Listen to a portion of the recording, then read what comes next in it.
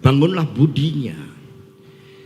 Ketika kita melihat yang di NTT, seorang anak yang harus merengguh nyawa karena tidak bisa membeli alat tulis.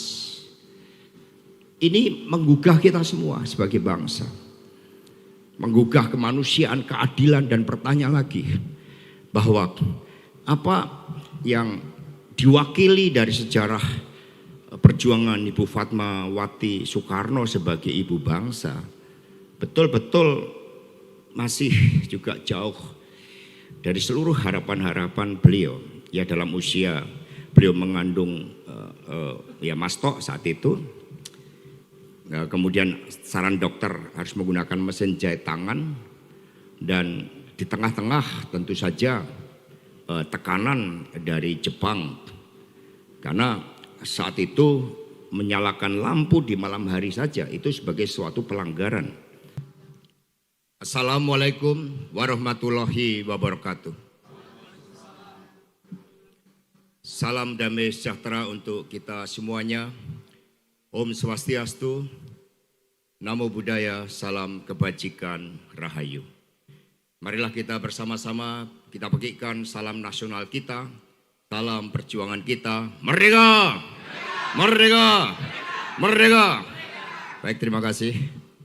Yang terhormat, yang kita banggakan bersama, Mas Guntur Soekarno Putra dan seluruh keluarga besar dari Bung Karno, Ibu Fatmawati Soekarno yang hadir di sini, dan kemudian rekan-rekan dari DPP PD Perjuangan, ada Mbak Bintang dan sekaligus Ketua Panitia. Kita berikan tepuk tangan yang meriah buat Mbak Bintang. Mbak Yanti Sukamdani, terima kasih atas kehadirannya. Kemudian anggota DPR RI, Mbak Putih, Samuel Watimena, dan Mas Romi Soekarno. Tepuk tangan yang meriah para ketua DPD atau yang mewakili, dan juga rekan-rekan pers yang kami hormati. Ketika tadi saya masuk ke tempat ini, disajikan oleh Mas Prananda Prabowo yang saat ini sedang mendampingi Ibu Mega ke Uni Emirat Arab, berbagai rekam jejak dari perjuangan Ibu Fatmawati Soekarno. Itu sungguh menggetarkan. Dan ditambah dengan cerita dari Mbak Putih, bagaimana Ibu Fatmawati dalam seluruh rekam jejaknya sebagai ibu negara yang pertama itu hadir dengan seluruh cinta kasihnya ya bagi Republik ini, dengan memberikan suatu simbol harapan, kedaulatan, dan juga tekad dalam suatu karya sang Dwi warna merah putih, berani dan suci. Itu menggetarkan.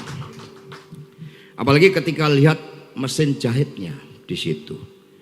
Maka ini sepertinya membuka kembalian lembar-lembar sejarah yang sebelumnya banyak dilupakan, bahwa Republik ini dibangun dengan suatu perjuangan. Ada yang tertulis, bahkan begitu banyak yang tidak tertulis.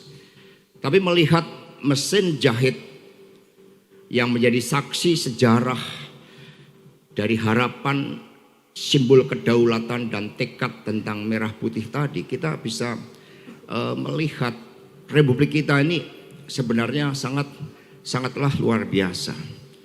Karena itulah pada kesempatan ini, ketika saya membaca buku ini, Ibu Bangsa Biografi Fatmawati Soekarno, dan saya membaca pengantar dari Ibu Megawati Soekarno Putri, saya ingin bacakan karena ini juga suatu sentuhan spiritualitas tentang nasionalisme Indonesia.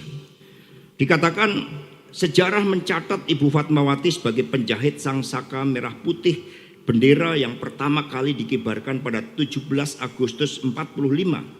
Tetapi bagi saya, kata Ibu Mega, perannya jauh melampaui simbol itu.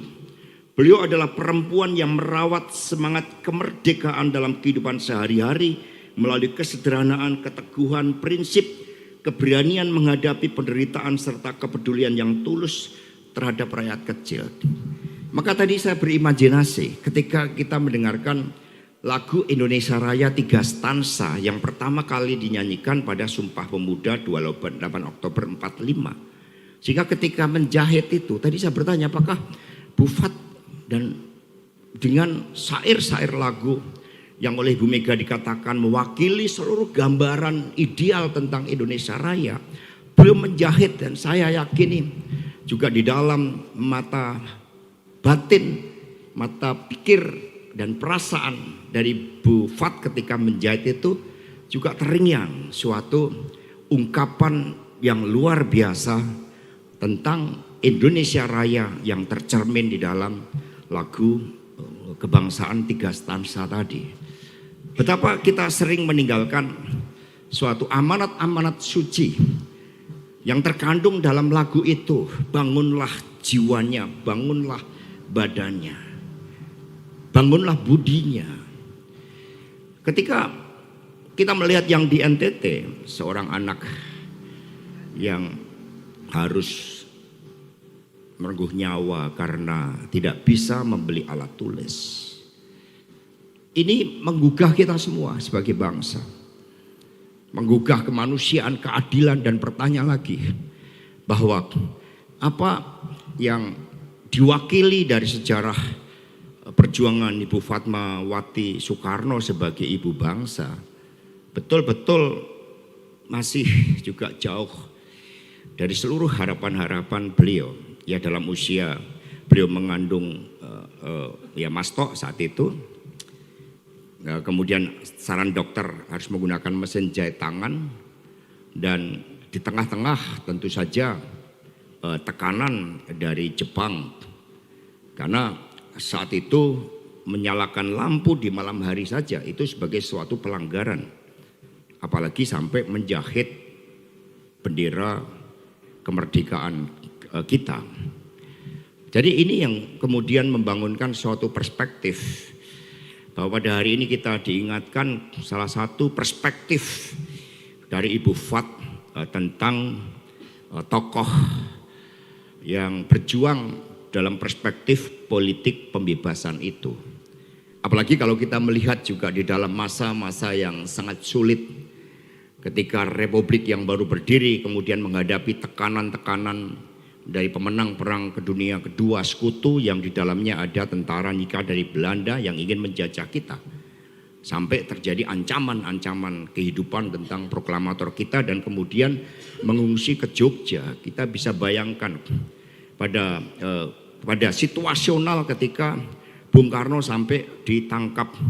Ya, saya mendapat cerita dari Bu Mega misalnya, hal nampak sederhana ketika agresi militer kedua itu kan istana juga dibombardir. Untuk melindungi Bu Mega kecil saat itu kemudian digulung karpet untuk menghindari dari pecahan-pecahan itu. Digulung karpet sehingga Bu Mega merasakan sesak nafas di situ. Tetapi kemudian ketika Belanda mencoba dengan memisahkan Bung Karno ya ke Parapat yang kemudian ke Bangka, lalu Bu Fat membangun solidaritas perjuangan. Kemudian dengan mengungsi, membuat dapur-dapur umum bersama dengan para pejuang, menggelorakan suatu semangat dan juga kebiasaan beliau memberikan suatu pencerahan spiritual dengan suaranya yang begitu jernih membacakan ayat-ayat suci Al-Quran. Ini luar biasa. Ini jauh kalau kita kontemplasikan dari apa yang tertulis. Itu perspektif yang pertama, politik pembebasan. Apalagi Ibu Fat juga memberikan suatu legitimasi bagi kaum perempuan Indonesia untuk berjuang, dan kemudian mendorong Bung Karno juga untuk mengadakan kursus-kursus politik tentang perempuan yang kemudian juga dituangkan dalam buku Sarinah. Bayangkan saudara-saudara sekalian, dalam situasi ketika angka buta huruf masih angka yang bisa baca tulis baru sekitar 2%. Kemudian lahirlah gagasan genuin dari Ibu Fat tentang kepemimpinan perempuan untuk diadakan kursus-kursus perempuan, dan Bu Fat memberikan legitimasi Ya di tengah hambatan-hambatan kultural, keagamaan tentang peran perempuan, beliau tampil di depan. Legitimasi itu diberikan bagi organisasi-organisasi perempuan yang luar biasa. Dan di sini kemudian Bu Mega juga mengatakan dalam masa-masa yang paling sulit ketika Bung Karno ditangkap dan diasingkan, bahkan ketika negara berada di ambang kehancuran, Ibu Fatmawati tetap berdiri sebagai ibu. Ini